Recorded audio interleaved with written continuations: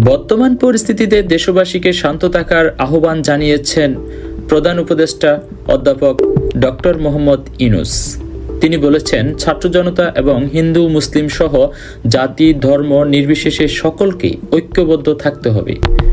বুধবার ২৭ নভেম্বর ঢাকায় রাষ্ট্রীয় অতিথি ভবন যমুনায় প্রধান উপদেষ্টার সঙ্গে বিএনপির শীর্ষ নেতৃবৃন্দদের বৈঠককালে তিনি এই মন্তব্য করেন।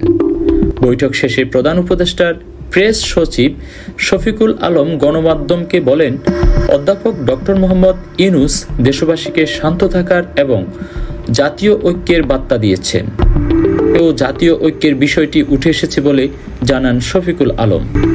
চট্টগ্রামে আইনজীবী সাইফুল ইসলাম আলিফের হত্যাকাণ্ড ও পরিস্থিতি নিয়ন্ত্রণে সরকার প্রয়োজনীয় ব্যবস্থা নিয়েছে বলে তিনি নিশ্চিত করেছেন।